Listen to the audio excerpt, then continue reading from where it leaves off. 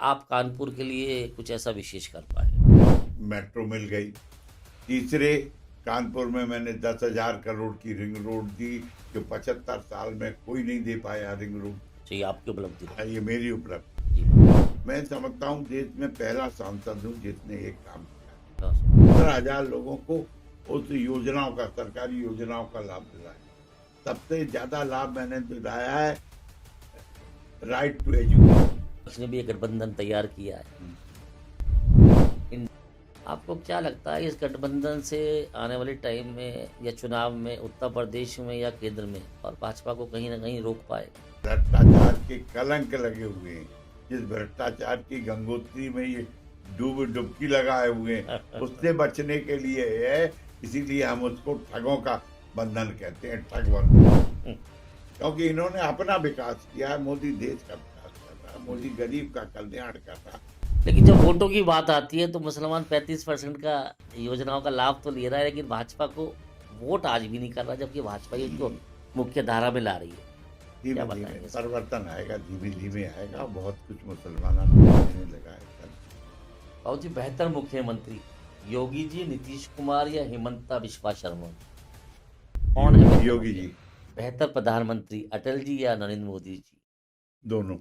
नमस्कार दोस्तों, मैं Vineet Kant Parashar, VK talk initiated by Vishesh Khabar media समूह पॉडकास्ट में अभी सभी दर्शकों का हार्दिक स्वागत करता हूं, अभिनंदन करता हूं। दोस्तों, आज हम आपकी मुलाकात कराने जा रहे हैं भाजपा से, कानपुर से भाजपा से सांसद पंडित सत्यदेव पचौरी जी का। पंडित सत्यदेव पचौरी जी के बारे में कुछ भी कहना दोस्तों सूर्य को रोशनी दिखाने के बराबर होता है। पंडित सत्यदेव पचौरी भाजपा के बड़े अनुशासित और सच्चे सिपाहियों में से माने जाते हैं। उत्तर प्रदेश के प्रथम पंक्ति के नेताओं में आते हैं तथा जो इनका राजनीतिक सफर है वो छात्र काल से एबीपी के टाइम से इन्होंने शुरू कर दिया था। पार्टी आज जहाँ पर भी है, जिस मुकाम पे है, उसमें पंडित सत्यदेव पचौरी जी का भी बहुत बड़ा उत्तर प्रदेश में और केंद्र में बहुत बड़ा योगदान है। पंडित सत्यदेव पचौरी जी, आपका बहुत बहुत स्वागत है हमारे मंच पे। जी धन्यवाद पारासर जी। मैं आपको बहुत बहुत धन्यवाद देता हूं और आपके माध्यम से जो जनता है उनको भी आभार प्रकट करता हूं कि मुझे आपके न्यूज चैनल के माध्यम से जनता से भी अपनी बात के सामने अपनी बात रखने का जो अवसर प्रदान किया है, के लिए आभार। बाबूजी, जैसे कि एक समय काल बीता है आपका इस राजनीति में, एक छात्र काल से अब राजनीति में जुड़ गए थे एबीपी से, फिर तमाम फिर जहाँ पार्टी ने आपको जिम्मेदारियां दी, उन जिम्मेदारियों को आपने बड़ी बखूबी से निभाया। तो इस राजनीतिक सफ़र की चर्चा मैं आपसे करना चाहूँगा, कैसे शुरुआत करी, कहाँ से शुरुआत करी और आज वर्तमान में जहाँ तक पहुँचे हैं, इसके बीच में क्या उतार चढ़ाव आपने देखे, सब चीज़ देखे, कुछ बताएंगे हम इस बारे में? देखिए, चूंकि मैं बालकाल से संघ का स्वयंसेवक रहा, जी। तो वो संस्कार मेरे ऊपर थे। उसी के कारण मैं विद्यार्थी परिषद में रहा और मैं एसडी कॉलेज में एमएससी करते हुए छात्र संघ का अध्यक्ष भी चुना गया। जी। माननीय अटल बिहारी वाजपेयी जी ने हमारे छात्र संघ के का उद्घाटन किया और क्योंकि मैं माननीय अटल जी के सानिध्य में भी रहा और उनके जीवन से प्रेरणा मिला, क्योंकि वह मेरे राजनीति में यदि कोई मेरा आदर्श है तो वो पंडित अटल बिहारी वाह। वाजपेयी। उनकी सहजता, उनकी सादगी, ईमानदारी और खुले मन से बात करना, यानी एक सामान्य सा कार्यकर्ता भी उनके पास जाके अपनी बात कह सकता और वो सुनते थे, हाँ या ना में जवाब देते थे, लटकाते नहीं। लटकाना भटकाना ये अटल जी पे मैंने देखा। तो मैं तो उनके साथ किया हूँ राजनीतिक क्षेत्र में, लंबे समय तक किया हूँ। मुझे याद है कि 1968 से लेके जब तक वो 2004 का आखिरी इलेक्शन उनका था, जिसमें वो प्रधानमंत्री नहीं बन पाए थे, जी। उसके बाद वो सक्रिय राजनीति से ऑलमोस्ट अलग हो गए थे। तब तक का मैंने उनका कार्यकाल देखा और मैं अपने आप को गौरवान्वित महसूस करता हूँ कि मुझे वो अधिकार प्राप्त था कि वाजपेयी जी के सामने अपनी बात रख देता था और जो मानने वाली होती थी वो मानते भी। जी। ये इसलिए कि हमारे उनके पारिवारिक संबंध भी थे। वो कानपुर में पढ़े थे, हमारे बड़े भाई भी उनके साथ पढ़े थे, तो उसके कारण भी निकटता थी। लेकिन ऐसा साफ-सुथरा व्यक्ति राजनीति में, निश्छल, निष्कपट, और इसीलिए उनको अजातशत्रु भी कहा। बहुत सुंदर। तो हाँ, तो मैं उसी उन्हीं के पद चिन्हों पे चलने का मैंने जीवन में प्रयत्न। तो बाबूजी राजनीतिक जो पृष्ठभूमि आपकी रही, उसमें आपके पूर्व से रही या आपसे आगे ये लेगेसी में मिली थी नहीं, या नहीं, कैसे नहीं, आप आगे बढ़े हमें इसको? हमारा परिवार ही देखिए राजनीति में था। जी, जी। मेरे पिताजी फ्रीडम फाइटर, जी, जी। लेकिन वो थे कांग्रेस से, आपको बता जी, दें। बाबूजी। और मैं जब कानपुर आया पढ़ने के लिए, तो मेरे बड़े भाई जनसंघ में थे, और संघ का स्वयंसेवक मैं था उसी, और संघ में जाता था तो फिर भारतीय जनसंघ ही मेरे पास विकल्प था, और कोई विकल्प नहीं था। तो मैं, यानी मेरी यात्रा है भारतीय जनसंघ से लेकर भारतीय जनता पार्टी। भारतीय जनता पार्टी। जितने कालखंड इसमें हैं, चाहे वो दीनदयाल जी का युग हो, चाहे वो अटल जी का युग हो, चाहे आडवाणी जी का युग हो, चाहे वो नरेंद्र मोदी का युग हो, ये रहे हैं, मैंने सब देखे। वैसे तो हर कालखंड की अपनी-अपनी विशेषताएँ रहीं। आपने हर कालखंड में उस समय के बड़े-बड़े नेताओं के साथ काम किया। अपनी-अपनी प्रेरणाएँ उनसे आपने ली होंगी। बट इन सब कालखंड में अगर जैसा कि आपने बताया नंबर 1 अगर नेता आप बताना चाहेंगे, जिनकी प्रेरणा से आज तक भी आप ऊर्जावान हैं और आगे बढ़ रहे हैं, वो कौन देखिए है? हर की अलग अलग भूमिका है। जी, जैसे स्टेट्समैन के रूप में, जी, सर्वमान्य नेता के रूप में अगर किसी की भूमिका है तो वो अटल बिहारी वाजपेयी, जी। कि वो उनको अजात शत्रु कहते थे, उनका कोई विरोधी था ही नहीं, लेकिन वो विरोध न होते हुए भी अपनी नीतियों पे अड़ग थे। आपने देखा होगा कि एक वोट के लिए सरकार गिर गई, उन्होंने समझौता नहीं किया, बहुत वोट सुंदर। की खरीद फरोख्त नहीं की। जी, तो एक वो थे। दूसरा मैंने देखा है, ये माननीय नरेंद्र मोदी का युग, जी, कि जो भारतीय जनता पार्टी की नीतियों के आधार पर देश को कैसे गौरव दिलाया जा सकता है, उस पे काम कर, ये उनकी प्रतिबद्धता है। मैं आपको बताऊं कि जब भारतीय जनता जनसंघ का आप घोषणा पत्र देखेंगे, तो उसने कहा था राष्ट्र सर्वोपरि, जी, हम सांस्कृतिक राष्ट्रवाद के आधार पर देश का विकास करेंगे, और जो अंत्योदय है, ये भी पंडित दीनदयाल उपाध्याय जी ने दिया था, गरीब जी, का कल्याण, जी, उसी आधार पर चल रहे हैं। नरेंद्र मोदी जी जो भारतीय जनसंघ ने अपनी नीतियां रखी थी, उन नीतियों के आधार पर राष्ट्र का विकास कर रहे हैं, और परम वैभव, जी, हमने कल्पना राष्ट्र की थी कि राष्ट्र को परम वैभव पर ले जाना है, बहुत सुंदर। वो कर रहे हैं।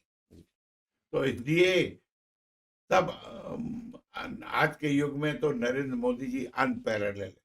अनपैरेलल। जो नरेंद्र मोदी जी का सपना है इस देश को विश्व गुरु बनाने का, किसी सबसे बड़ी अर्थव्यवस्था में लाने का, उसके बारे में आप क्या बताना चाहेंगे? देखो, ये तो भारतीय जनसंघ का भी सपना था, ये बताते हैं जी, आपको। जी, भारतीय जनसंघ की बुनियाद में देखिए कि भारत विश्व गुरु बन सकता है, ये भारत में प्रतिमाएं और क्षमताएं, और उसी दिशा में बढ़ रहे हैं। जी, आज भारत दुनिया की 5वीं सबसे बड़ी अर्थव्यवस्था बन गया। जी, हम $5 ट्रिलियन की इकोनॉमी बनने जा रहे हैं, जी, और मुझे लगता है कि 2027 में हम विश्व की तीसरी सबसे बड़ी अर्थव्यवस्था होंगे। जी, यह जो आर्थिक प्रबंधन है नरेंद्र मोदी का, ये अनलिमिटेड है, अनपैरेलल है। मुझे नहीं लगता कि जो क्रांति उन्होंने लाई है आर्थिक प्रगति में, वो आज तक कोई नेता नहीं ला पाया। उसके कारण है कि एक तो उन्होंने जिस प्रकार से हमारे डिजिटलाइजेशन किया है, जी, बहुत आप देखिए ऑनलाइन पेमेंट्स, ये हम नंबर 1 पे हैं दुनिया में, नंबर 1 पे डिजिटल, उसके कारण करप्शन कम हुआ, समय की बर्बादी कम हुई, और लोगों को ईज ऑफ डूइंग बिजनेस, ये मोदी जी का बहुत बड़ा कंसेप्ट है, और इसीलिए हम आगे बढ़ रहे हैं। मुझे याद है कि जब अरुण जेटली जी ने पहला बजट रखा था, तो करीब 15 लाख करोड़ का था। आज कितना है? आज आप कल ही बजट आपने देखा होगा, 47 लाख करोड़ का है। तो कितने गुना वृद्धि हो गई इस बजट में। यानी कहाँ से ये संसाधन जुटाए हैं, ये नरेंद्र मोदी की क्षमता ये मोदी जी की क्षमता है, ये मोदी जी की क्षमता है। और वन नेशन वन टैक्स, जिसका कांग्रेस बहुत ढिंढोरा पीटती थी, जी। होना चाहिए, लेकिन वो नहीं कर पाए थे। नरेंद्र मोदी ने जीएसटी लाके कर दिया, और उससे हर साल 18 लाख करोड़ की आमदनी सरकार को हो रही है। 18 लाख करोड़ की आमदनी हो रही है। अभी मैं अखबार में देख रहा था, हाँ, अभी रिकॉर्ड रैकिंग हुआ है पैसे का। हाँ, हर साल देश को तमाम पैसा हाँ। मिल रहा है, ऐसी बात तो और दूसरे व्यापारियों की असुविधा खत्म हो गई, उत्पीड़न खत्म हो है। गया। जी जी और ईज ऑफ डूइंग बिजनेस में ये भी आता है। जी बहुत तो मोदी ने काम को, दूसरे उनका विजन बहुत बड़ा है। जी आपने देखा होगा कि दिल्ली में भारत मंडपम बना दिया जी है। बहुत सुंदर, कोई प्रधानमंत्री तो नहीं बना पाए। बहुत और सुंदर। आपने देखा होगा कि 4 से वंदे भारत ट्रेनें चलेंगी, ये मोदी का ही विजन है। आप देखिए कि दिल्ली से लेके ये मेरठ तक rapid train. High speed train चलेगी। जी बहुत। ये उनका मेट्रो, जी ये उनका ही विजन है। जब मोदी जी प्रधानमंत्री थे तो 74 एयरपोर्ट थे, आज 149 एयरपोर्ट। मोदी जी जब प्रधानमंत्री बने थे तो कितने एम्स से 5 थे, जी आज 13 बन रहे, 13 एम्स बन रहे। तो मोदी जी का विकास विजन। दूसरे, उन्होंने स्वास्थ्य के बारे में जो क्रांति लाई है आयुष्मान कार्ड के माध्यम, ये तो अनपैरेलल है, दुनिया में इतनी बड़ी योजना है ही नहीं। हम लोग सोचते थे कि साहब विदेशों में जाइए, फ्री में इलाज मिल जाता है, भारत में तो बड़ा महंगा है, गरीब मर जाता है। जी जी क्योंकि किसी को कैंसर हो जाए तो घर द्वार जेवर जमीन सब सब बिक बिक जाता जाती। है। आज उन्होंने कह दिया कि 5 लाख तक का फ्री इलाज। तो मोदी का विजन अनपैरेलल। बहुत सुंदर। और जी आप कानपुर में विधायक भी रहे, उसके बाद योगी कार्यकाल में 1.0 में आप कैबिनेट मिनिस्टर भी रहे, तमाम पोर्टफोलियोज आपने देखे। फिर उसके बाद वर्तमान में आप सांसद भी हैं, 2019 में आप सांसद का, आपका पार्टी के दिशा निर्देश पे आपने सांसद का भी एक ऐतिहासिक रिकॉर्डों से अपना जीत दर्ज कराई। तो कानपुर इस आपके समय काल में, आपके राजनीतिक समय काल में बाबूजी कानपुर के लिए क्या-क्या उपलब्धियाँ रही जिसको आप मानते हैं कि आप कानपुर के लिए कुछ ऐसा विशेष कर पाए? मैं आपको बता दूं, जी, कानपुर की पहचान एक औद्योगिक शहर के रूप में थी, बिल्कुल। लेकिन जनप्रतिनिधियों की उपेक्षा के कारण कानपुर की टेक्सटाइल मिलें बंद हो गई थी, जी, लाल इमली बंद हो गई थी, जी। टेप्को बंद हो गई थी, केवल लेदर इंडस्ट्री बची। अच्छा, आज मुझे ये गौरव प्राप्त है कि कानपुर को मैं फिर से औद्योगिक नक्शे पे ले आया हूँ। एक तो डिफेंस कॉरिडोर मिल गया, जी बहुत। दूसरे कानपुर को स्मार्ट सिटी के माध्यम से मेट्रो मिल गई, तीसरे कानपुर में मैंने 10,000 करोड़ की रिंग रोड दी, जो 75 साल में कोई नहीं दे पाया रिंग रोड। अच्छा, ये आपकी उपलब्धि रही। ये मेरी उपलब्धि। जी बहुत। कानपुर में 16 किलोमीटर का एक एलिवेटेड ट्रैक अनवरगंज से मंदना तक बनने जा रहा है, जो कोई नहीं कर पाया। उससे क्या था, कानपुर 2 भागों में बटा हुआ था, उत्तर और दक्षिण में 16 फाटक थे, और हर 10 मिनट पर ट्रेन जाती थी, बंद हो जाते थे। जी बहुत। तो लोग जा नहीं पाते थे, हॉस्पिटल नहीं, कार्यालय नहीं, स्कूल नहीं, सब शहर दक्षिण में, और सब उत्तर में, सब ऑफिस, अस्पताल सब उत्तर में। तो ये मैंने किया। जी, मैंने जनता से परामर्श करके चुनने के बाद पहला कर्तव्य ये था कि हमने पूछा कि कानपुर के लिए क्या होना है, क्या आप चाहते हो, कैसा कानपुर हो। तो मैंने कानपुर की जनता के अनुसार कानपुर बनाया है, और 56,000 करोड़ के विकास काम इन 5 सालों में कराए। 56,000 करोड़ के 9 एलिवेटेड फ्लाईओवर बनवाए, पावर हाउस की स्थापना, 6 से 60 मेगावाट की पावर की हाउस की स्थापना है, रिंग रोड है, हवाई अड्डा कानपुर में नहीं था, जी बाबूजी। हवाई अड्डा भी मैंने शुरुआत करा दी। हाँ, लखनऊ के पास में से हाँ, कानपुर को मिल आप जाता था। मिनी एम्स बनवा दिया जी। 2.5 बेड का। ओहो! तो मुझे ये सब मैं करा सका केंद्र सरकार के कारण।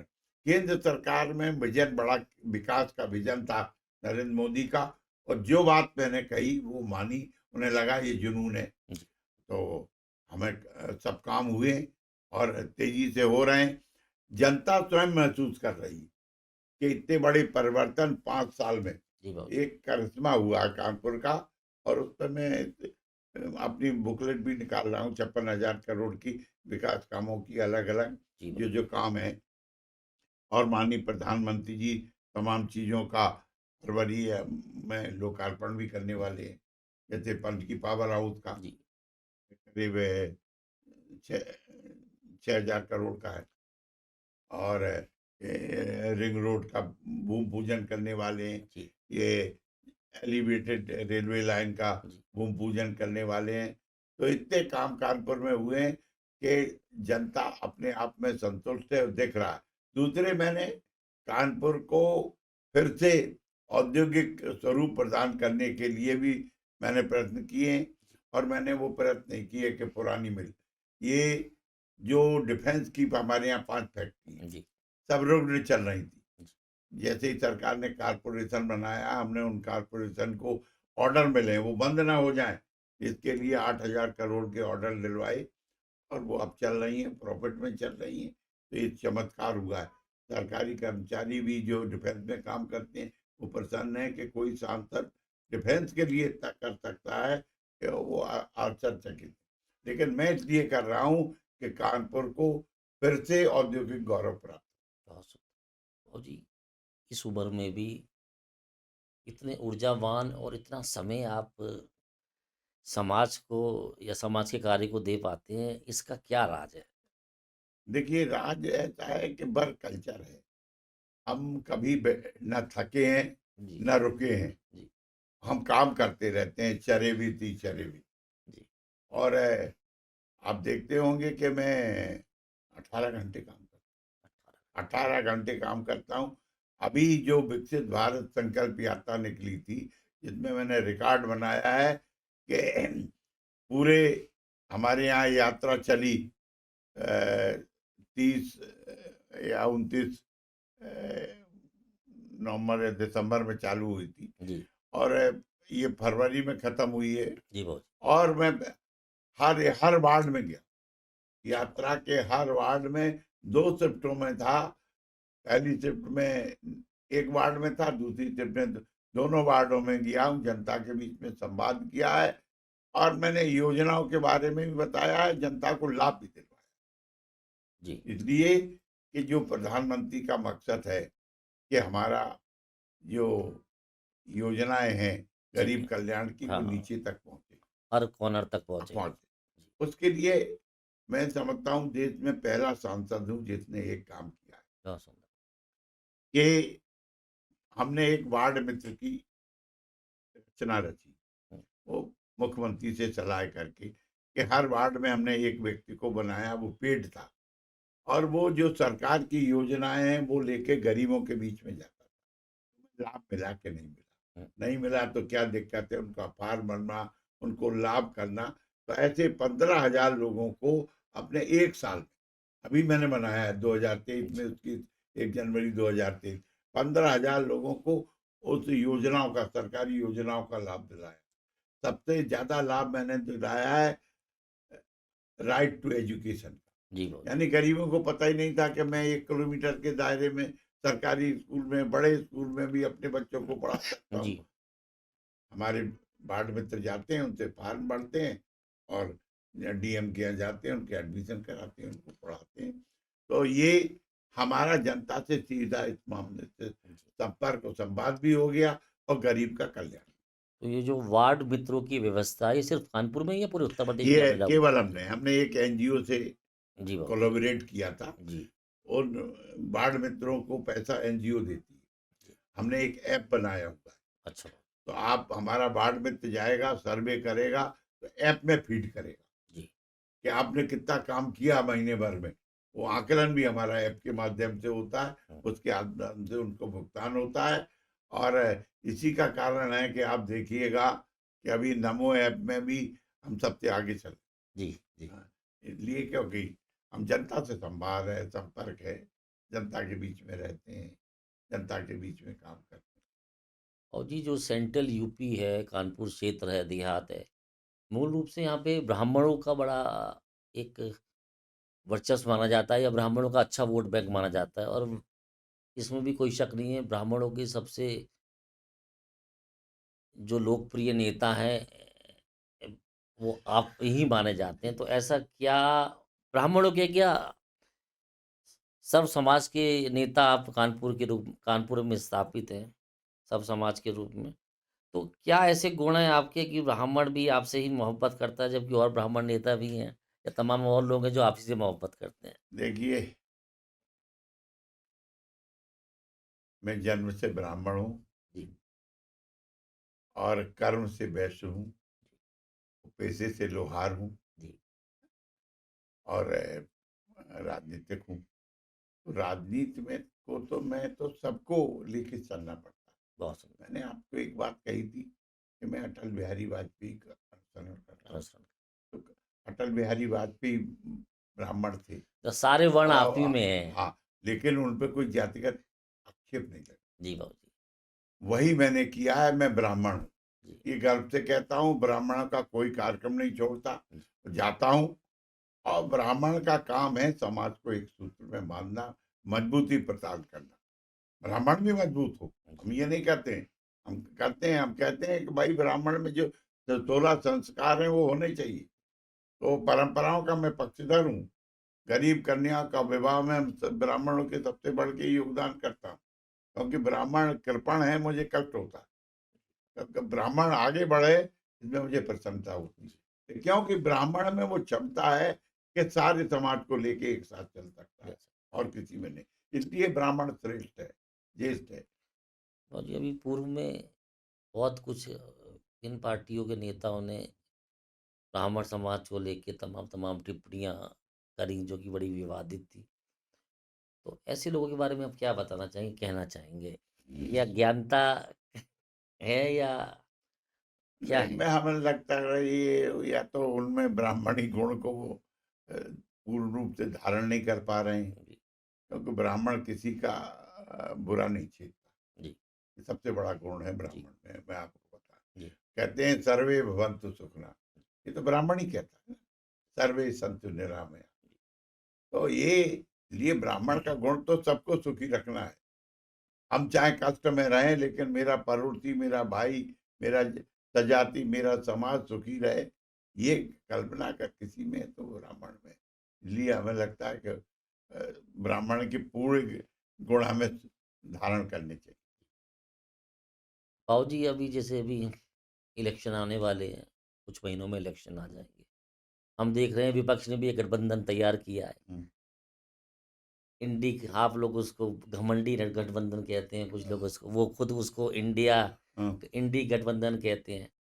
आपको क्या लगता है इस गठबंधन से आने वाले टाइम में या चुनाव में उत्तर प्रदेश में या केंद्र में ये कुछ अपना असर लोकसभा में दिखा पाएगा और भाजपा को कहीं ना कहीं रोक पाएगा? क्या बताना चाहेंगे इस बारे देखिए, अब जनता बहुत जागरूक हो गई। एक तो जनता जातिवाद से ऊपर उठ गई, जनता राष्ट्रवाद देख रही, में? जी, जनता विकास देख रही, जी, जनता ईमानदारी देख रही है। और उस कसौटी पर अगर जनता तौलती है तो नरेंद्र मोदी सबसे ऊपर है। किसी कोई टिक ही नहीं रहा है। और ये गठबंधन गठबंधन तो ये सत्ता की लालसा के लिए है। आपने को जो इन पे भ्रष्टाचार के कलंक लगे हुए हैं, जिस भ्रष्टाचार की गंगोत्री में ये डुबकी लगाए हुए हैं, उससे बचने के लिए है। इसीलिए हम उसको ठगों का बंधन कहते हैं, ठग बंधन। सब कहीं ना कहीं आप देखिए आरत आप देखिए शिबू सोरेन जी जेल में चले गए। ये दिल्ली के मुख्यमंत्री अभी जा नहीं रहे हैं।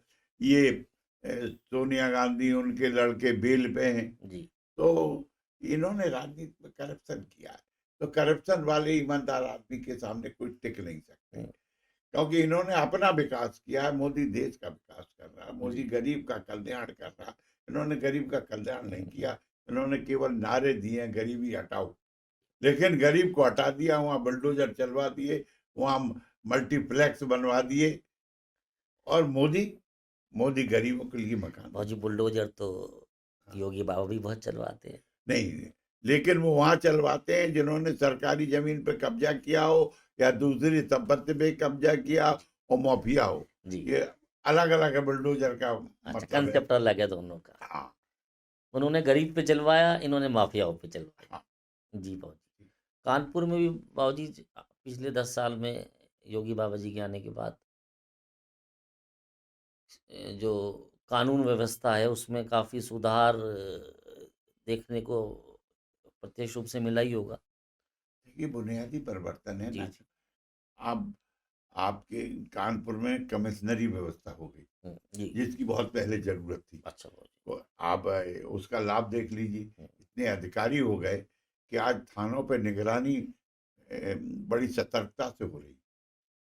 पुलिस कमिश्नर भी, हुँ, कोई एसएसपी पहले थे मिल नहीं पाते थे। जी। अब पुलिस कमिश्नर हैं, एडिशनल पुलिस कमिश्नर हैं, एसपीओज हैं, ये हुँ, हैं, फिर तो एक एक दो दो थाने, हुँ, निगरानी होती है। तो आज पुलिस व्यवस्था चुस्त और दुरुस्त है।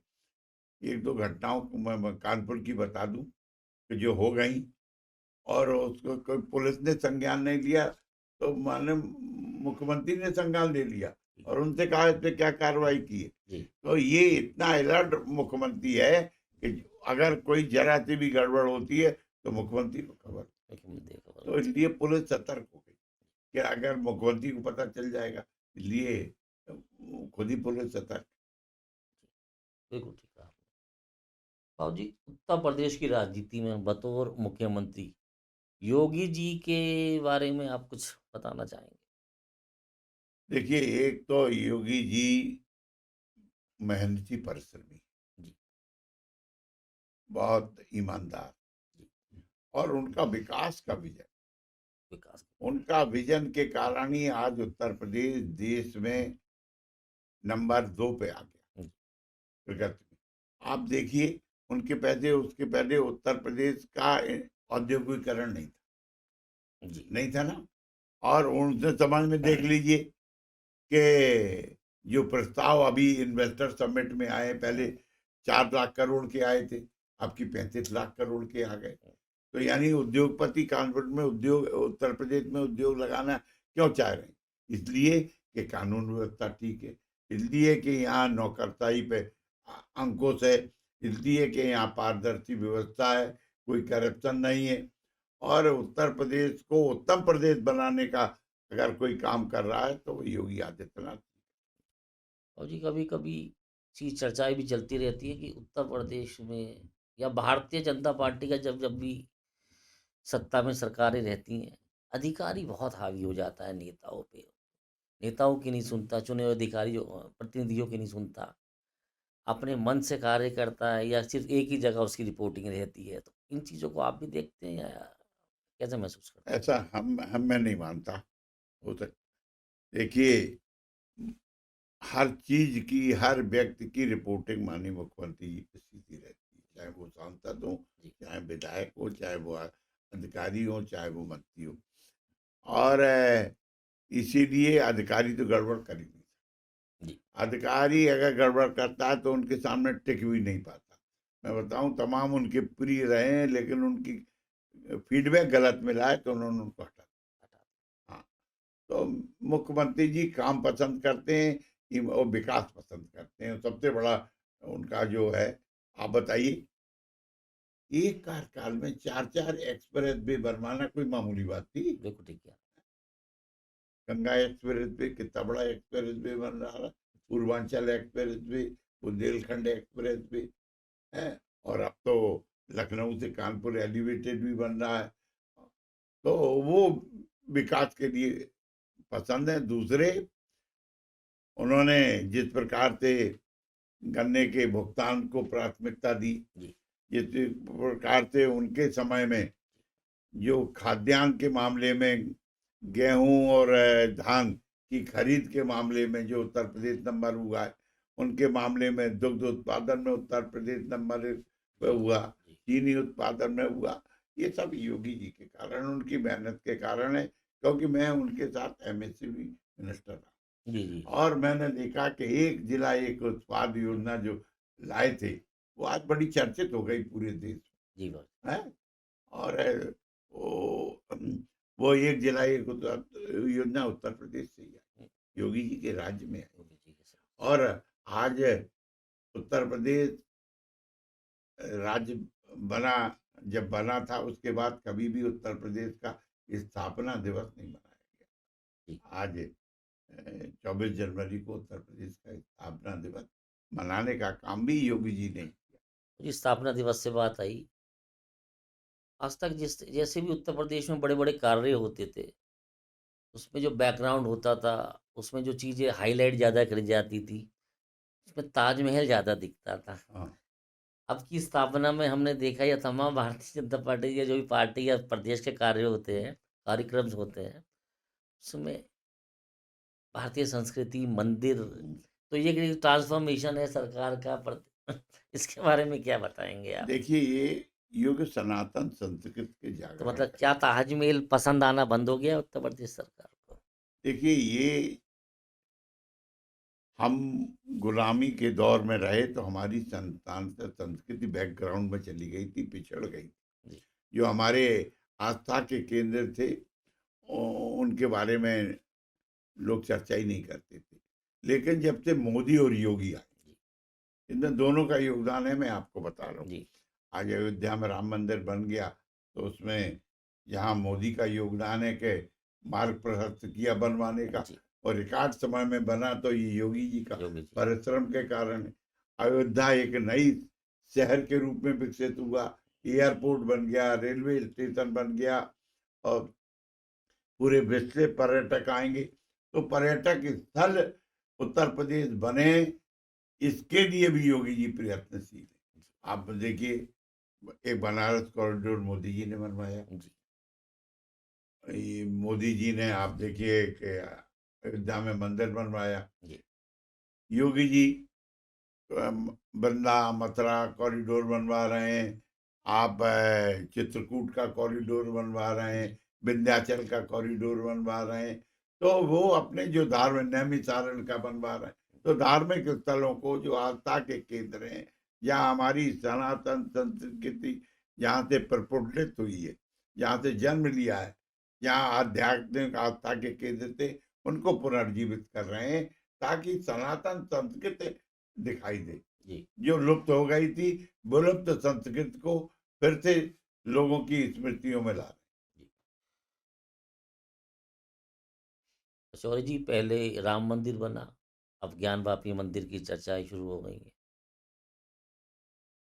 जी इसमें ऐसे सत्यदेव पचौरी, ऐसे हिंदू और ऐसे भाजपा के सांसद, अगर आपको प्रक्रिया देनी हो तो किस तरह से बताएंगे इस बारे मैं कहूँगा, देखिए जब हम गुलाम हुए थे तो हमारा हिंसा में तो कोई विश्वास था नहीं, में? जी हम तो आध्यात्मिक थे, जी हम ज्ञान के, जैसे तक्षशिला नालंदा विश्वविद्यालय हमारे यहाँ तमाम थे। यूनिवर्सिटी बड़ी बड़ी हाँ, उस समय विकसित हुई। चाणक्य ने अपने शिष्य चंद्रगुप्त मौर्य को राजा बनाया था।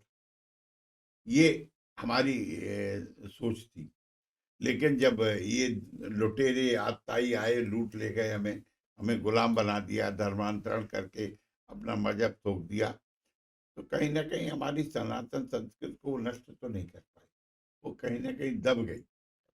लेकिन आज जब युग आ गया हमारा और फिर से सना मोदी जी प्रधानमंत्री बन गए, इसमें मैं श्रेय एक आदमी को देता हूँ, यशस्वी प्रधानमंत्री नरेंद्र मोदी को, जिन्होंने बेहिचक मंदिरों में गए, मंदिर मंदिर गए, एक मंदिर नहीं गए, जो स्वयं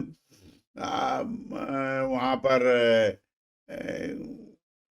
उत्तराखंड में साधना जिन्होंने जी की जी जी और साउथ के तमाम मंदिरों को हाँ आगे गए, लेके तो लोगों को ये जागृत कर दिया कि भारत का प्रधानमंत्री जो पहले अपने आस्था के केंद्रों में जाने हम्म, में संकोच करता था, बद्रीनाथ केदारनाथ नहीं जाता था, वो गए, साधना की उन्होंने वहां बैठ के, तो लोगों का उत्साह और बढ़ गया, क्योंकि जनता के अंदर तो था, ये आस्था थी, जी, लेकिन उस आस्था को बड़ा बल मिल गया। जी। और इसलिए उस आस्था के केंद्रों का जो पर्यटक स्थल के रूप में भी बड़ा तेजी से विकास हो रहा है, ये प्रसन्नता की बात।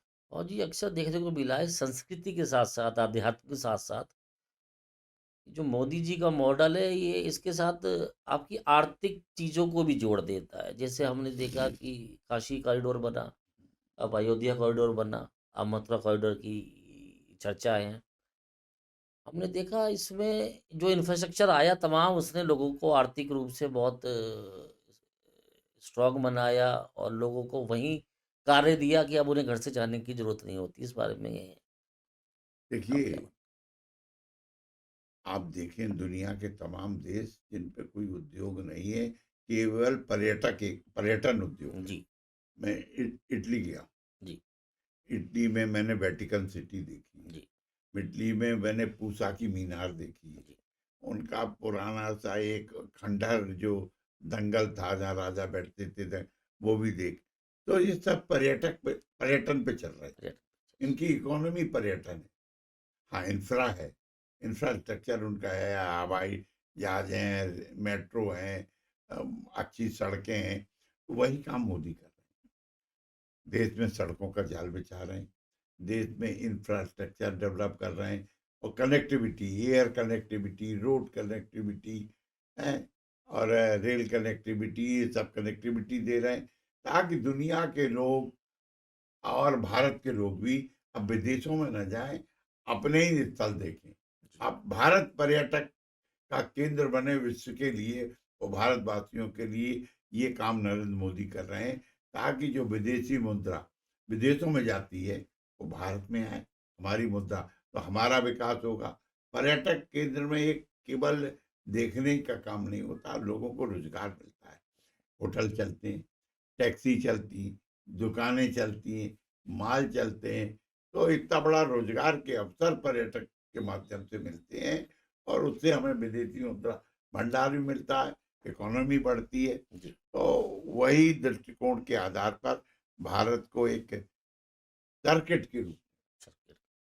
में पर्यटक का केंद्र बनाने का काम नरेंद्र मोदी जी कर रहे और जी ज्ञानवापी पे ही मैं दोबारा मेरे अंदर कुछ उथल-पुथल हुई, कुछ शब्द कुछ कल मैं टीवी देख रहा था उसमें चर्चा चल रही थी मदानी या जितने भी मुस्लिम स्कॉलर्स थे, उसमें में उन लोगों ने कहा कि अब हम उन्होंने कोर्ट के ऑर्डर को भी कहीं न कहीं वो डिस्प्यूट कर रहे थे, विवादित कर रहे थे, तथा ये कह रहे थे राम मंदिर बेशक हमने दे दिया हो, काशी का ये ज्ञानवापी हम देने देंगे।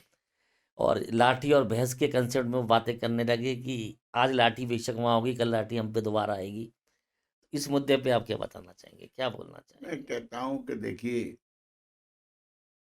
हम लोगों को न्यायालय की बात मानना चाहिए, जी, क्योंकि 1993 तक वहाँ पूजा हो रही, जी, मुलायम सिंह ने तो बंद की। जी, तो जो गुलामी के हम जब आज़ाद हुए उसके भी पहले पूजा हो रही थी वहाँ, लोग जाते थे। उस समय आपको आपत्ति नहीं थी, वो तो आपकी सरकार आ गई।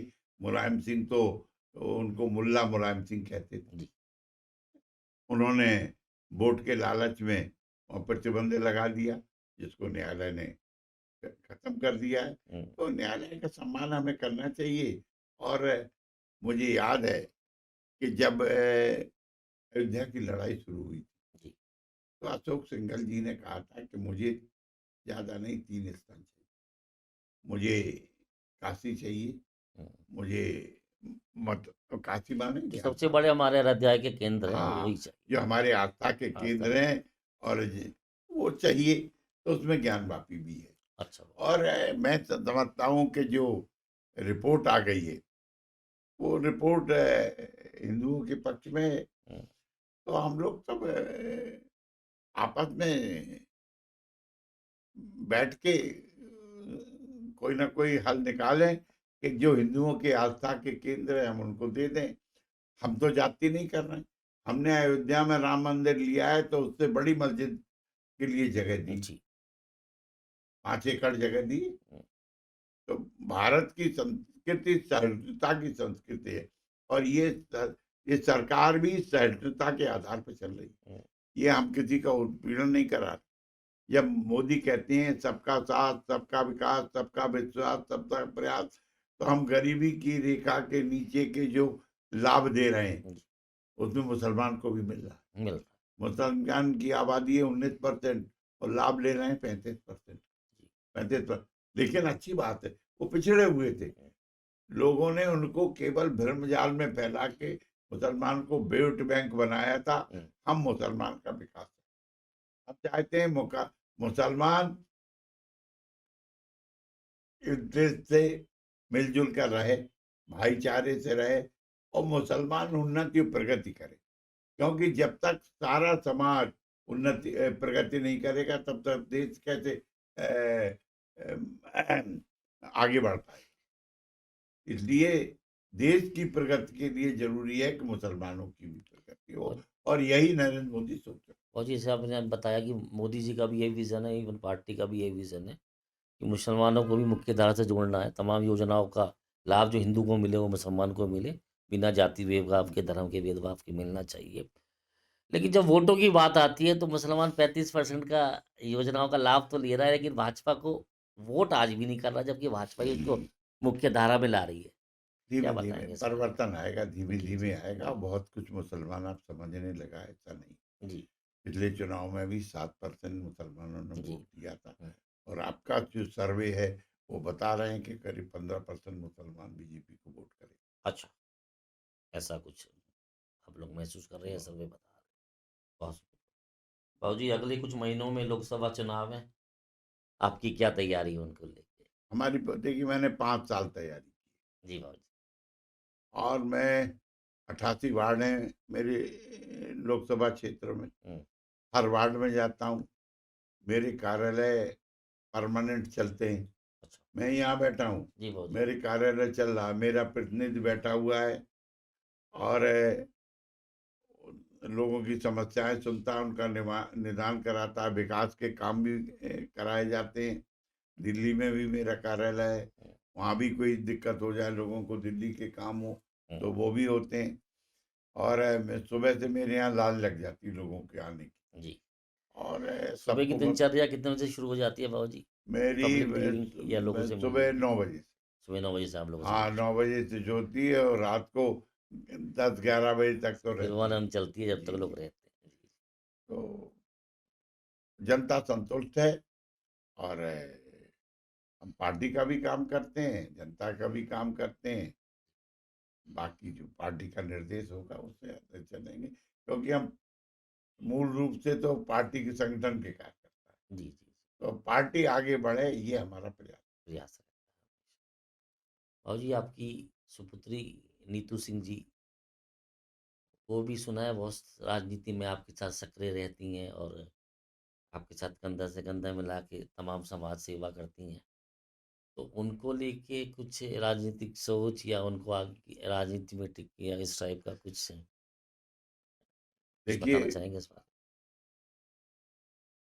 उनसे देखिए वो बहुत बड़ा परिवार है, समाज सेवा का परिवार है, में? राष्ट्रीय स्वयंसेवक संघ से संबंधित परिवार है। जी, बहुत स्कूल हैं, बिजनेस भी हैं। जी, लेकिन उनको पार्टी ने दबाव डाला था कि तुम मेयर मांगिए, जी, तो तुम्हें जैसे योग्य व्यक्ति को मेयर होना चाहिए। तो जी, उन्होंने आवेदन किया था। जी। पार्टी ने नहीं दिया, इसलिए नहीं दिया कि भाई परिवारवाद का आरोप न लगे। पचौरी जी सांसद हैं तो उनकी लड़की को मेयर बना दिया, इसलिए नहीं दिया। और उन्होंने प्रतिभा क्षमता है। प्रतिभा हाँ, क्षमता। पार्टी और हम लोग तो वो बहुत बड़ा हॉस्पिटल भी बनवा रही है। अच्छा बाबू। हाँ, करीब 400 बेड का हॉस्पिटल बन रहा है, जो राष्ट्रीय स्वयंसेवक संघ को उन्होंने समर्पित कर वाह, दिया। हाँ, 13,000 मीटर कानपुर में बना रहे हैं। का। कितने बेड का है वो? वो 476 बेड और क्षेत्र बेड का। बड़ा। अच्छा, अच्छा, अच्छा। वो रियायती दर पे लोगों को उसमें इलाज मिलेगा। एक्सपर्ट डॉक्टर्स होंगे सब। बहुत बड़ा अच्छा, काम हो जी। रहा है कानपुर की। और जी, योगी जी और आपके जो संबंध हैं वो जग जाहिर हैं। योगी जी आपको बहुत पसंद करते हैं और आप योगी जी को बहुत पसंद करते हैं। ऐसा क्या है कि ये समंजय कि आप दोनों एक दूसरे को बहुत पसंद करते हैं? देखिए, योगी जी जब मुख्यमंत्री बने तो उनके साथ में कैबिनेट मिनिस्टर था जी, और मैंने ईमानदारी से काम किया। जो उन्होंने काम दिया, जैसे मैंने बताया कि एक जिला एक उत्पाद योजना जी, उसी जी, समय जी, आई थी, जी, जी, तो मैंने उसको इतनी ख्याति दिलवा दी बहुत अपनी ख्याति है मेहनत से, उसकी। परत से, कि योगी जी स्वयं प्रसन्न हो गए। उनको नहीं लग रहा था कि योजना इतनी सक्सेस होगी या पचौरी जी इस एज में इतना काम कर पाएंगे, लेकिन मैं उनकी अपेक्षाओं से ज़्यादा उन खरा उतरा। तो इसलिए वो मुझे पसंद करते हैं, दूसरे मुझे उम्र के कारण भी पसंद करते हैं। और मैं उनको बहुत इतना विजनरी मुख्यमंत्री मैंने नहीं देखा कि जिनके पास विजन है जी, और मिशन है, जी, दोनों चीजें। जी। एक तो आगे ले जाने की उनकी हुँ, सोच, दूसरे उसके लिए काम प्रतिबद्धता हुँ, और डेडिकेशन बहुत है, इसलिए मैं उनको पसंद करता हूँ। जी। और वो उनको हमें सम्मान देते हैं, ये उनकी बड़प्पन है। जी, सतीश महाना जी से आपके कैसे संबंध हैं? अक्सर कुछ हमारे होमवर्क टीम ने भी बताया कि आप पुराने साथी हैं। नहीं नहीं, वो 1991 में जब वो विधायक हुए थे तब हम विधायक उसी जी, समय हुए थे। अच्छा तभी से हमारे आपके साथी विधायक थे, हमारे उनके अच्छे संबंध हैं। वो मंत्री रहे, हमारे साथ रहे, हमसे पहले मंत्री रहे और अब तो विधानसभा के अध्यक्ष हैं। और अभी अभी राजनाथ जी गए थे तो अपने डिनर पे हम लोग थे, बुलाया था, हम भी गए थे। हमारे सामान्य संबंध। आप भी उन्हें पसंद करते हैं, वो भी आपको हाँ, पसंद करते बिल्कुल। हैं। और जी आपकी जैसे सांसद हैं, इतनी तमाम व्यस्तताएँ रहती हैं। परिवार में बच्चों में किस तरह से समय दे पाते हैं? कैसी ट्यूनिंग रह पाती है? परिवार में हम नहीं देते। परिवार में एक मुझे बहुत बड़ा लाभ मिला है, जी, मेरी धर्मपत्नी जी। बहुत का। राजनीति में आज मैं यहाँ हूँ, इस मुकाम पे हूँ, तो उसका बहुत बड़ा कंट्रीब्यूशन मेरी पत्नी का है कि मेरे घर में कोई पहुँच जाए। तो ये नहीं है, पचौरी जी नहीं है, तो वो व्यक्ति को सम्मान, बैठाना, नाश्ता कराना, यथायोग्य करना, हुँ, ये काम। और परिवार भी उन्होंने ही देखा। अब तो मेरा बड़ा बेटा भी बड़ा हो गया, अनूप, जी। जो अपना बिजनेस भी कर रहा है हुँ, और मेरा राजनीतिक मेरी सहयोग भी कर रहा है।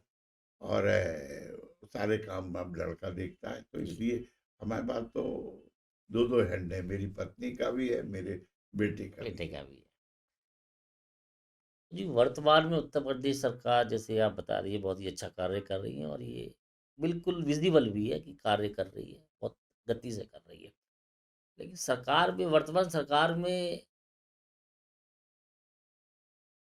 कुछ ऐसा जो अ, मैं आरोप तो नहीं कहूँगा लेकिन चर्चा आती रहती है कि एक जाति विशेष के लोगों को ये सरकार ज़्यादा महत्व दे रही है। इस बारे में आप क्या बताना चाहेंगे? ये हमें लगता है ये ठीक नहीं, दृष्टि दोष है कहीं ना कहीं। जी। अब हम आप अभी अभी कह रहे थे कि योगी जी आपको बहुत महत्व देते हैं। जी, जी। तो मैं तो ब्राह्मण हूँ, ठाकुर है, लेकिन हम लोगों में जो सनातन संस्कृति के मानने वाले हैं उनमें जातिवाद नहीं। नहीं, और हम कहते हैं वही सनातन, असली सनातन संस्कृति वाला है जिसमें जातिवाद ना जी। हो। और योगी तो इ- पसंद करते हैं कर्मठता, ईमानदारी, हुँ, विकास। और जिनको वो ये गुण देखते हैं सबको पसंद कर लेते हैं योगी जी। योगी जी जैसा शायद दिनेश शर्मा उनके खास रहे। जी, जी, जी। दिनेश शर्मा जी तो ब्राह्मण थे, हाँ, इवन कैबिनेट सेक्रेटरी जो कैबिनेट हमारे थे, उनके साथ डिप्टी चीफ मिनिस्टर रहे। अवस्थी जी भी बहुत समय तक हाँ, कार्यकाल तक आप उनके साथ जो देखिए, रहे। हुँ, लालजी हुँ। टंडन का लड़का नहीं रहा, वो क्या नाम था, कौन टंडन, जिसकी डेथ हो गई हाँ, अभी, हाँ, हाँ। वो जी, भी जी, जी। योगी जी उनको भी पसंद करते पसंद थे। करते हैं। तो योगी जी बहुत अच्छे आदमी, बहुत अच्छे। जी, और मैं एक उदाहरण दे दूँ आपको। लालजी के टंडन जी का जन्मदिन था और कोई मुख्यमंत्री, और टंडन जी ने जन्मदिन अपने घर पे ही मनाया। जी। तो योगी जी अब खुद गए, अपनी कैबिनेट को भी ले गए। अच्छा। आप देखिए इतना सम्मान जी, कौन करेगा। कौन तो इतने सहज हैं। जी। और जी अक्सर अपनी पार्टी के नेताओं से तो सभी प्रेरणा लेते हैं, लेकिन आपके कालखंड में आपने तमाम नेताओं को देखा, पक्ष के भी देखा, विपक्ष के भी देखा।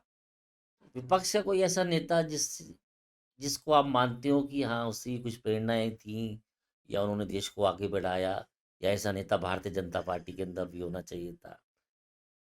देखिए, मैं समझता हूँ कि जो गुण जनसंघ के और भारतीय जनता पार्टी के कार्यकर्ताओं में जी, उनमें नहीं हो सकते। एक लाल बहादुर शास्त्री को हम मान सकते हैं जी।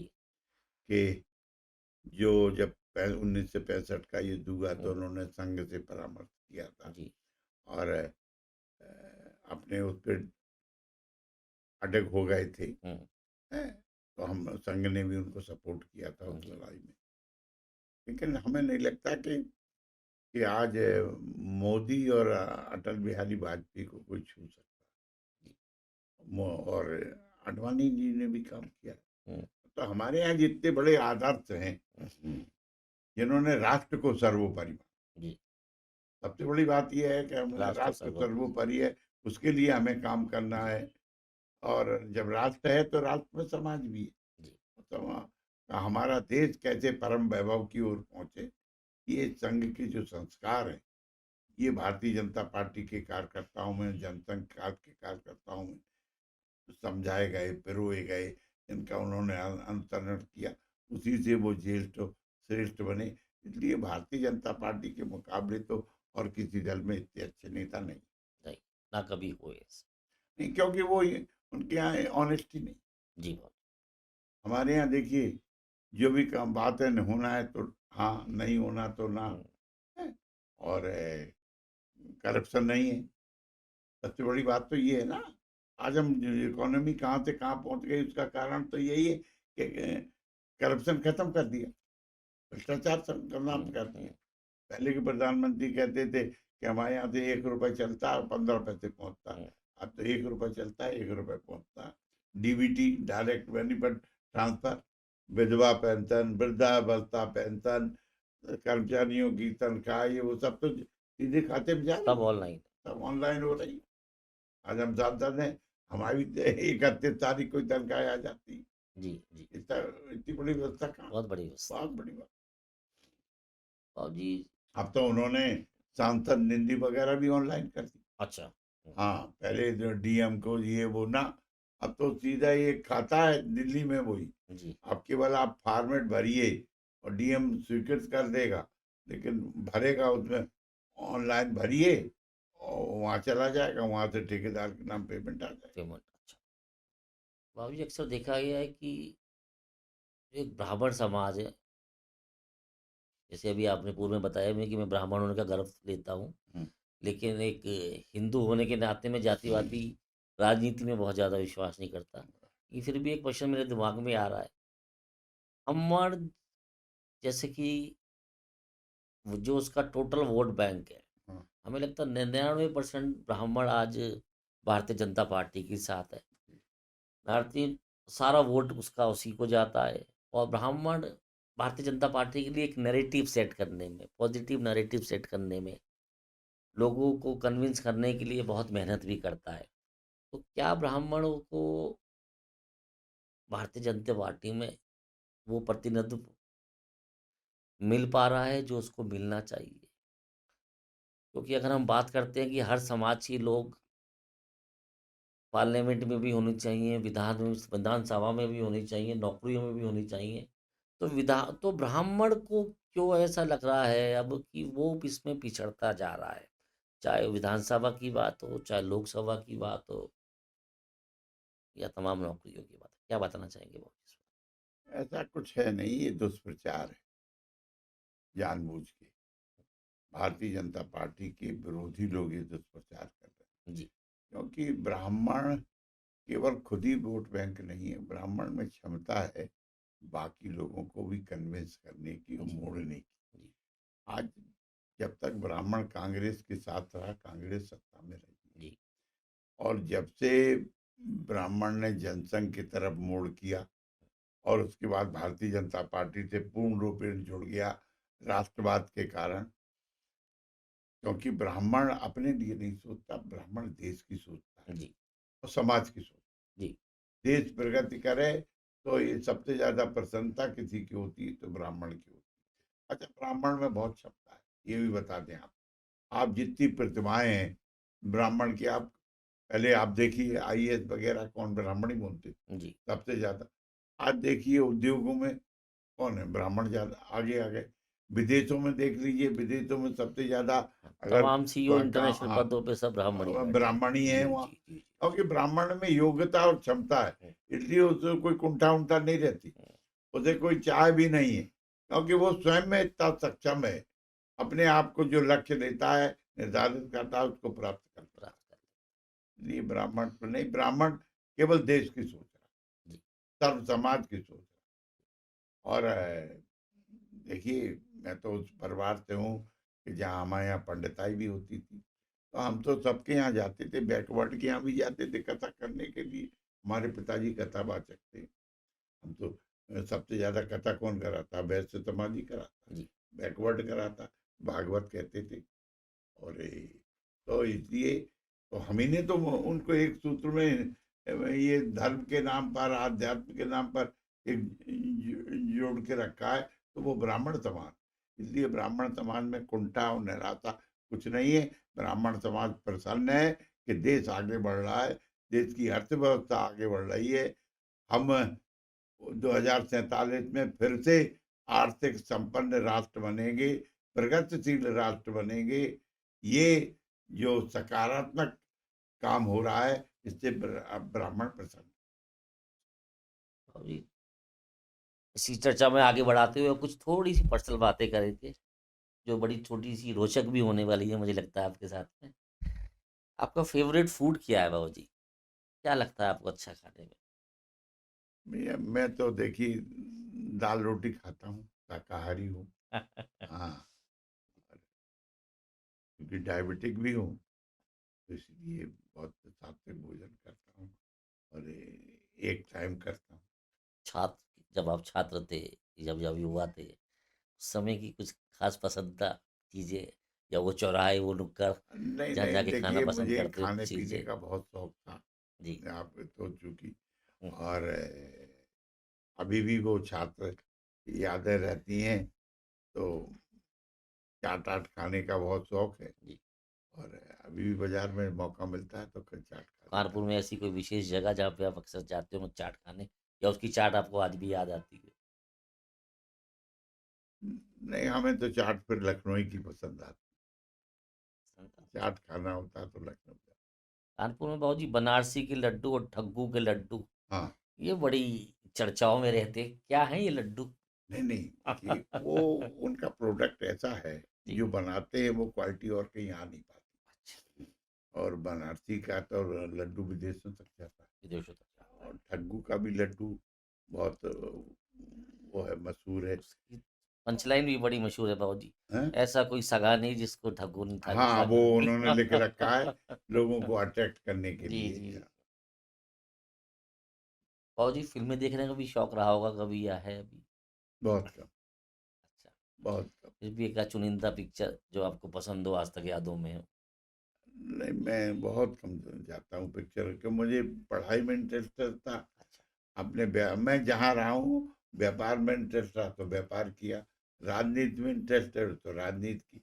मैं पूरे डेडिकेशन से काम आप करता पूर्ण हूँ। रूप से उसमें अपने आप को हाँ, अपने आप लगा में देते हैं, संलिप्त कर लेता हूँ, संकलित कर लेते हैं। पूर्ण लेता। मैं बाबूजी। सोच मतलब फिर जो काम करता हूँ वो खाते पीते उठते बैठते तो जाता, जैसे राजनीति करता हूँ वो 24 घंटे की राजनीति जी, करता हूँ। जी, जी, हमें जी। जैसे कानपुर के विकास की चिंता है, तो सोचता ही रहता हूँ कि अब क्या और तो रात आगे। को सोते हो सपनों में भी वही आता हाँ, है? आपका कोई फेवरेट गाना, गाने तो गुनगुनाते होंगे कभी? हम तो लता मंगेशकर को ज्यादा। तो कुछ एक वो कोई गाना जो आपको याद आ रहा होगा लता जी का, तो लाइन बताइए नहीं जरा। नहीं, हम कोई न गाते हैं न सुनते हैं, चलिए, क्योंकि समय नहीं मिलता। बोल के बता दीजिए, गुनगुना के ना बताइए, कौन हाँ, सा गाना है जो आपको बहुत पसंद है? ऐसा कोई हमें नहीं, गाने का कोई जी। शौक नहीं। और जी, विदेशों में तो तमाम जगह घूमे होंगे, देश में भी घूमे नहीं, होंगे। एक अच्छा, कंट्री गए हैं, इटली। अच्छा, एक ही जब मैं जगह। इटली में गया हूँ और अच्छी जगह थी, जी, क्योंकि मैं बिजनेस के मिशन अपनी स्टडी करने के लिए गया था, अच्छा, स्टडी अच्छा, टूर अच्छा। था, हमारे सेक्रेटरी वगैरह गए थे। तो वहाँ वहाँ की संस्कृति भी देखी हुँ, और मुझे लगा लेकिन कि आज भी भारत सबसे अच्छा है। बहुत सुंदर। सारे भारत, जहाँ से अच्छा हिंदुस्तान हाँ, में। आज भी भारत नाम, जैसे कहते हैं, नाम बड़े दर्शन थोड़े। ये आपका राष्ट्र प्रेम बोल रहा है? या आपके संस्कार बोल रहे हैं या सच में ही नहीं नहीं, सच इटली से में है। ज़्यादा सुंदर लगा आपको भारत? आप, दुनिया में ये मिसाल है कि इतनी बड़ी आबादी होते हुए भी, 130 करोड़ की आबादी होते हुए भी चीज यहाँ उपलब्ध है। अब मैंने विदेशों में नहीं देखा, मैंने छोटी छोटी गलियों में, वहाँ चोटी का सड़कें चौड़ी नहीं है जितनी हमारे यहाँ, जी, वन वे लगा हुआ। मन में लगा। हाँ, तो बड़ा 5 स्टार में भी ठहरा, मैंने देखा, और छोटे ढाबे भी देखे। जो चीज भारत में है वो कहीं। तो बाबूजी आपको पढ़ने लिखने का तो शौक है, आपने बताया। तो ऐसी कुछ किताबें जो आपने पढ़ी हों, जिनसे आपने प्रेरणा ली हो, अपने जीवन में उतारा हो? मैंने देखिए, जनरली मुंशी प्रेमचंद की किताब, मुंशी प्रेमचंद जी, बहुत सुंदर। जैसे गोदान मैंने जी, पढ़ा है, जी, नमक का दरोगा पढ़ा, अच्छा। और उनकी कई किताबें पढ़ी, मुझे अब तो याद नहीं है, हुँ, लेकिन स्वामी विवेकानंद को भी मैंने पढ़ा, और पंडित दीनदयाल उपाध्याय को पढ़ा है, अटल बिहारी वाजपेयी को पढ़ा के प्रत्यक्ष देखा, जी, अच्छा, पढ़ने का। तो इसलिए जो प्रेमचंद की किताबें थी वो हमारी जीवन से जुड़े हुए विषय पे वो अच्छा, किताब लिखते थे। सबसे बड़ी विशेषता ये जी, मौलिकता थी, उनको कहते मौलिक हैं। जाति बाबूजी।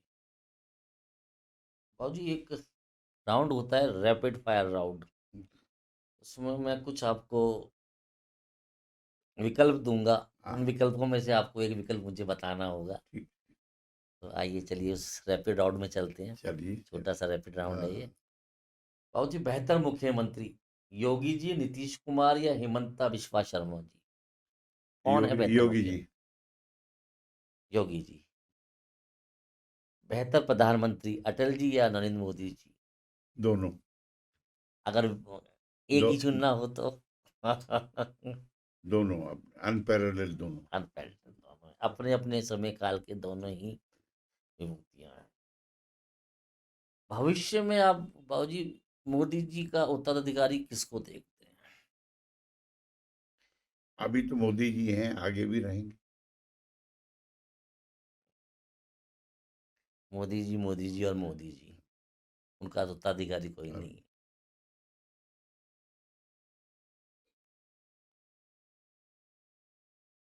कौन-सी राजनीतिक जगह ज़्यादा आपको पसंद है, लखनऊ या दिल्ली? देखिए, दिल्ली देश का हृदय है, और विकास की सारी शाखाएं दिल्ली से निकलती जी, हैं, और दिल्ली में आपका जाके विजन बड़ा हो जाता जी, है। जैसे ये दिल्ली समुद्र है, तो वो नदी करना है, तो इसलिए दिल्ली में काम करने का अवसर बहुत मिलता है। जी, अगर बाबूजी। आप वर्क करना चाहते हैं, विकास कराना चाहते हैं, जानकारियां चाहते हैं, नॉलेज चाहते हैं, हर मामले से दिल्ली बेटर है। तो ये अचानक एक प्रश्न मेरे मन में जिज्ञासा ला रहा है। वो प्रश्न ये है कि भारतीय जनता पार्टी में अगर हम उस लीडरशिप को देखें जो टॉप लीडरशिप रही है या जो बड़े-बड़े पदों पे रही है जैसे प्रधानमंत्री या मुख्यमंत्री, इसमें एक ही समानता रही है। अगर मैं 3 बड़े लीडरों की बात करूँ, अटल जी, मोदी जी और योगी जी, ये तीनों ही गृहस्थ जीवन से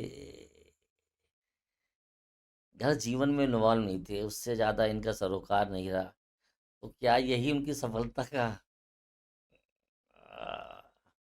कारण भी है? या नहीं भारतीय जनता पार्टी इस बात नहीं से नहीं, श्रापित हमारे है यहाँ कि जा, एक बिना जो शादीशुदा नहीं है वही देश को बढ़िया चलाएगा?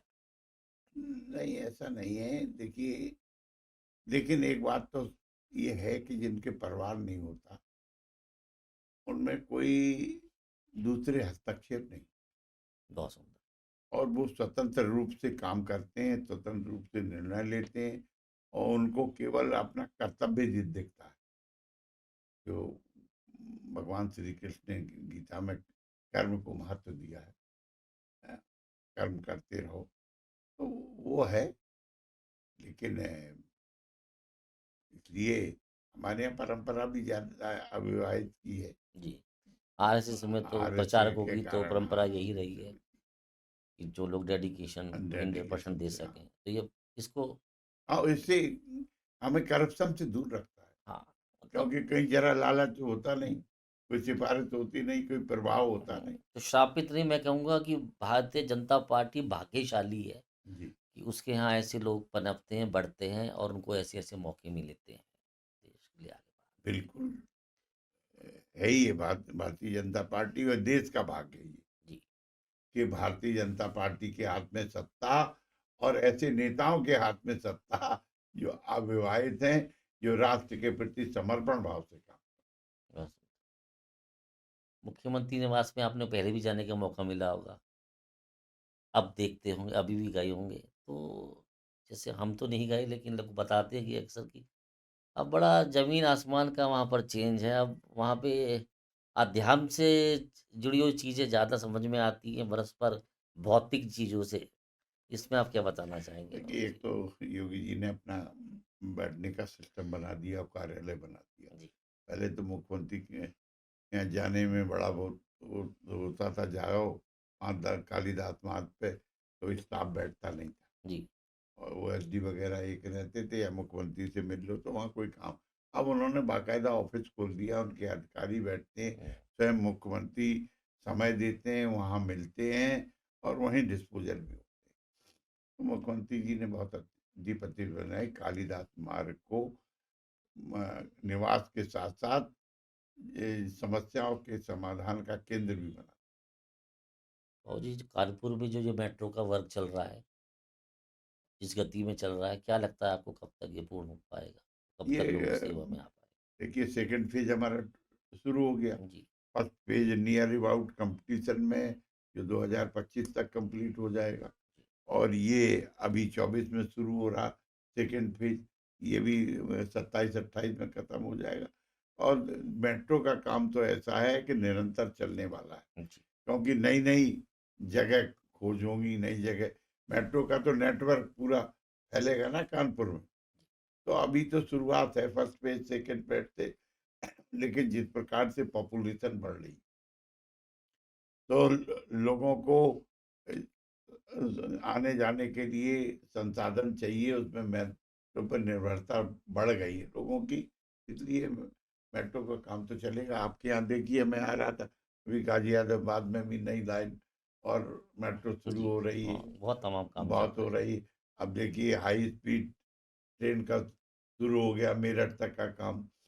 आपके यहाँ तक तो आ भी गया है मेरे ख्याल हाँ, से। हाँ, आ गया। हाँ, एक एक पोर्शन तो स्टार्ट भी हो गया, तो चल भी वो रहा है वो। हाँ, जी, स्टार्ट हो गया।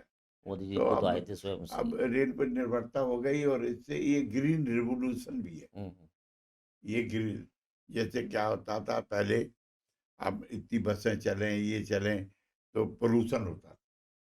मेट्रो है तो पोल्यूशन नहीं है। और जी आपको तो सांसद के रूप में भी काम करने का मौका मिला है।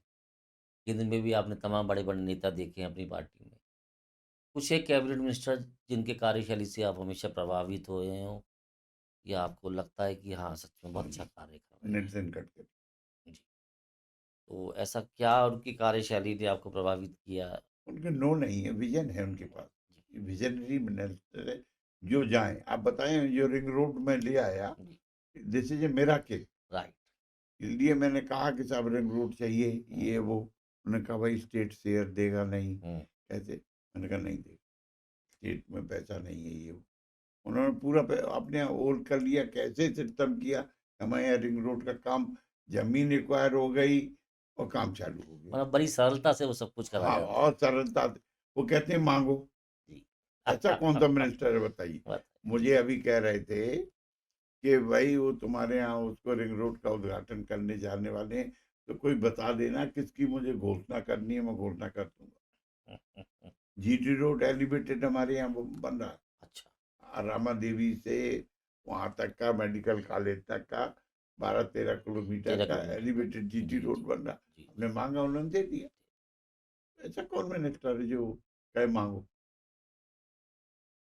वो है। कानपुर जंक्शन रहा है, रेलवे की नेटवर्किंग की भी अगर बात करते हैं, अश्वनी वैष्णव जी का भी कार्यकाल में आपको आपको कैसा लगता है उनका बहुत कार्यकाल? सहज सरल हैं जी, और टू द पॉइंट हैं, जी, और वो भी प्रोग्रेसिव, प्रोग्रेसिव। कानपुर आईआईटी के पढ़े हुए। जी, जी, जी। अच्छा, बहुत, कानपुर आईटी से पढ़े हो तो आपके साथ तो एक वैसी हाँ, नॉस्टैल्जिक फीलिंग रहती है उनकी। बहुत अच्छे। तो दोस्तों, आज इस मुलाकात में हमारे साथ थे सत्यदेव पचौरी जी।